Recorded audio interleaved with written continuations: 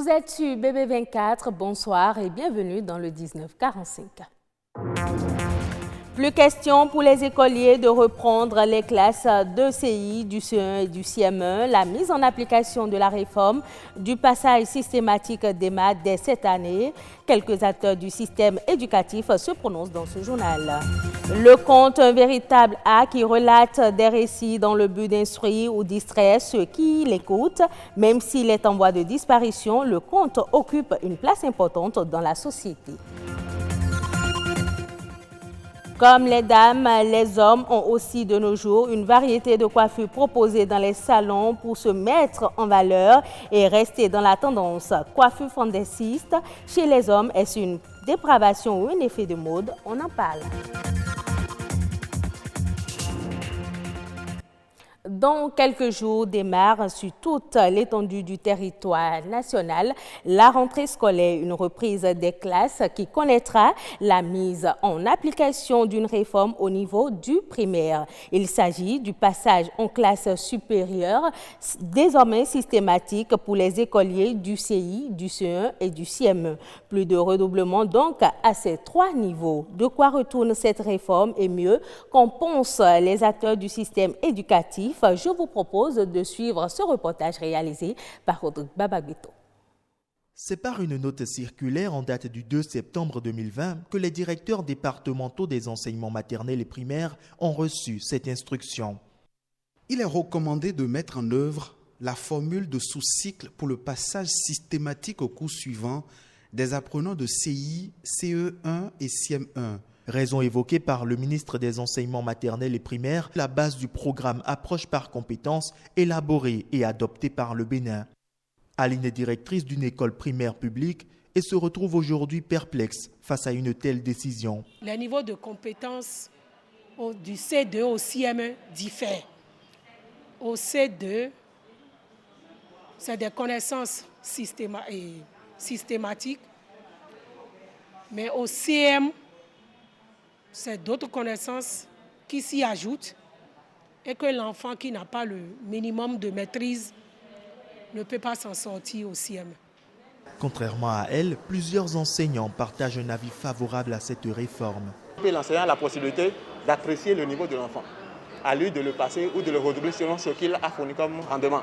Je lis un peu dans cette mesure de l'autorité qu'il est en train de responsabiliser davantage et l'enseignant et les parents d'élèves.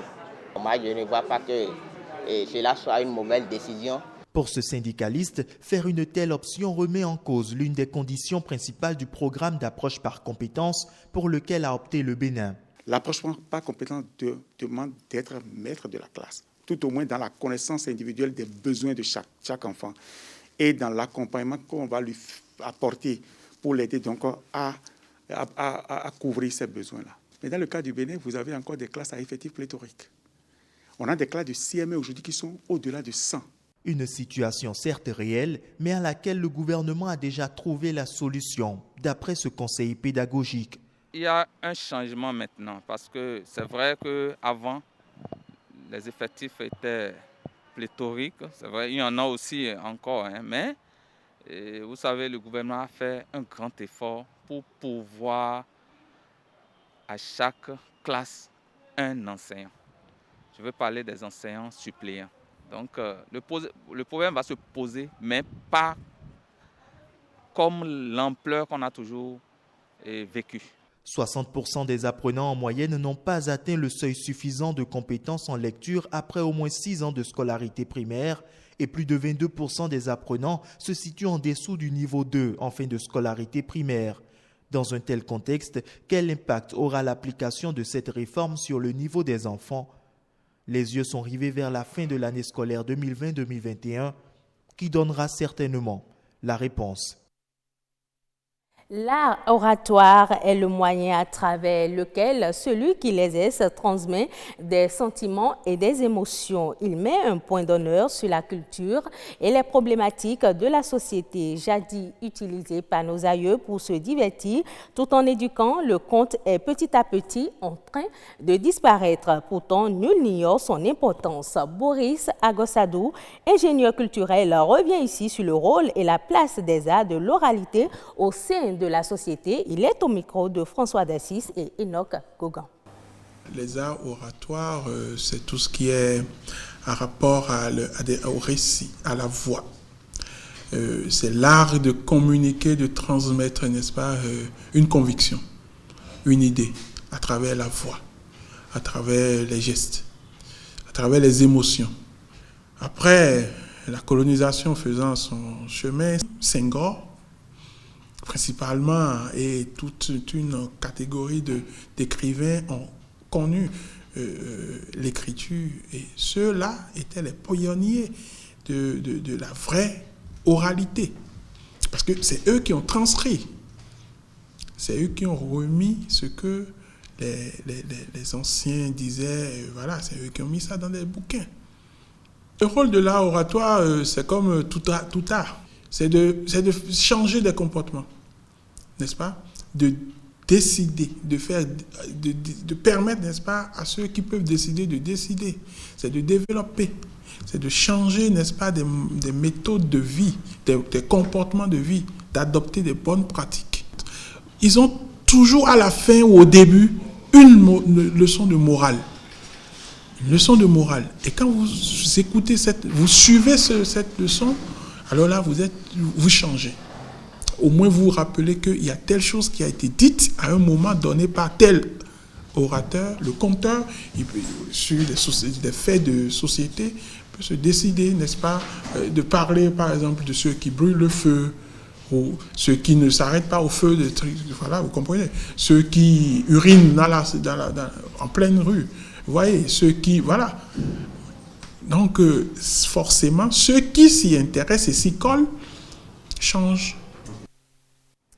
C'est de plus en plus un effet de mode chez les hommes. De nombreux jeunes adoptent des styles de coiffure tendance, parfois même fantaisistes, pour être à la mode. Pour beaucoup, c'est un effet de mode, un look qu'ils adoptent, mais pour d'autres, ce n'est pas loin d'une dépravation. Joseph Bonke-Dotou, Roka Anagoko et Amidou Malé-Rossou ont cherché à comprendre.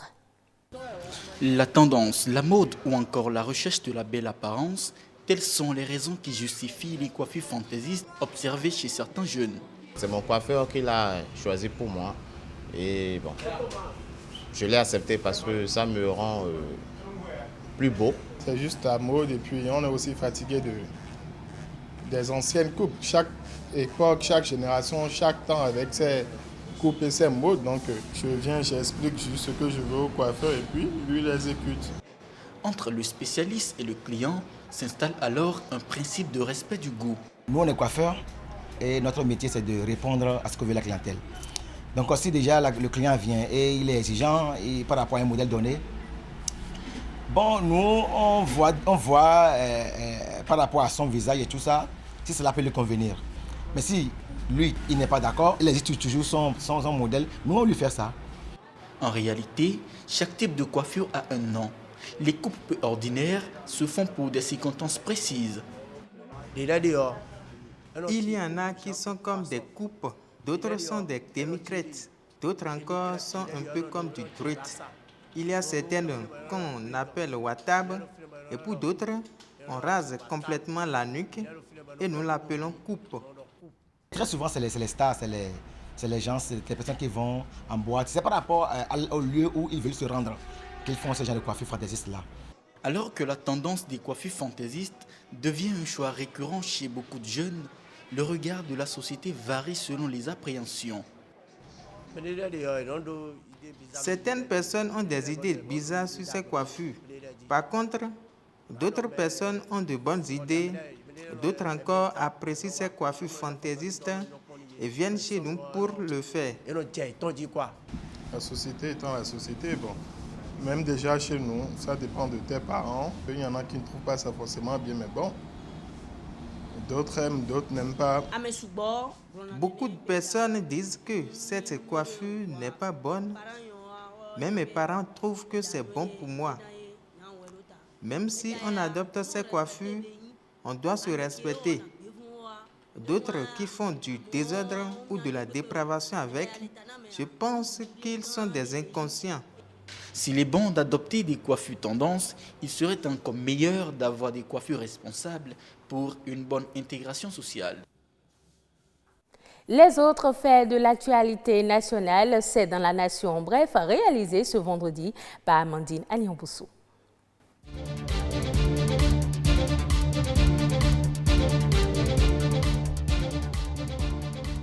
La secrétaire générale de l'Organisation internationale de la francophonie, Louise Moshiki-Kouabo, est à Cotonou depuis ce jeudi 23 septembre 2020. Elle a été reçue en audience par le chef de l'État, Patrice Talon. Au cœur de leurs échanges, la coopération entre le Bénin et l'Organisation internationale de la francophonie, la participation du Bénin à la vie et à l'animation de cette institution, de même que les réformes et succès actuels du pays. La secrétaire générale de l'OIF aura visité au cours de son séjour l'agence de développement de Seme City, le campus numérique de la francophonie, le centre d'incubateur de l'université d'Amomey-Calavi. Elle aura également une séance de travail avec les femmes entrepreneurs de la Chambre de commerce et d'industrie du Bénin. Le projet de densification du réseau haut débit au Bénin démarre dans quelques mois. En prélude à cela, les acteurs impliqués dans sa mise en œuvre ont procédé à la signature du contrat commercial du projet. Le démarrage des travaux sur le terrain est prévu pour 2021. Le projet consiste en la réalisation d'un réseau dorsal national en fibre optique. Sa mise en œuvre permettra une transformation complète et une amélioration du réseau de télécommunications au Bénin. Grâce à l'extension du réseau dorsal et des réseaux métropolitains dans les grandes villes, la couverture nationale du réseau sera sensiblement améliorée. La phase 2 de ce projet, dont le contrat a été signé, prend en compte 23 communes et va permettre de construire la large bande nationale du Bénin. Le ministère de la Communication et de la Poste, à travers la Direction générale de la communication et des médias, a eu un atelier regroupant les professionnels des médias, du droit, du numérique et autres sur la liberté de presse à l'aide du numérique. Ces assises ont permis aux participants, notamment les journalistes, de s'exprimer sur les difficultés liées à l'exercice de leur métier avec l'avènement du code du numérique et de formuler des recommandations. Ils ont également suivi une communication sur le thème « Liberté de presse et plateforme numérique ». Les participants ont fait des suggestions allant dans le sens de la modification du code du numérique.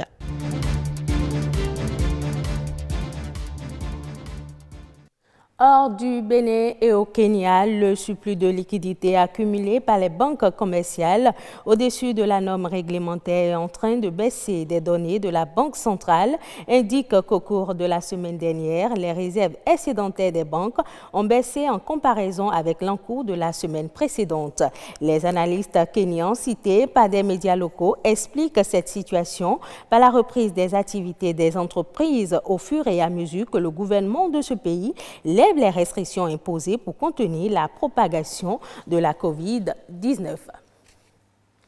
Toujours au Kenya, la filière horticole craint d'être affectée par la reprise du coronavirus en Europe. Alors que le secteur se remet progressivement des effets de la précédente vague, la résurgence de la pandémie pourrait encore limiter les vols commerciaux sur certains marchés phares comme le Royaume-Uni, où 70% des fleurs coupées commercialisées proviennent du Kenya. Selon le responsable de la direction de l'horticulture, une telle perspective serait problématique pour les producteurs locaux dans la mesure où la période actuelle correspond à la haute saison.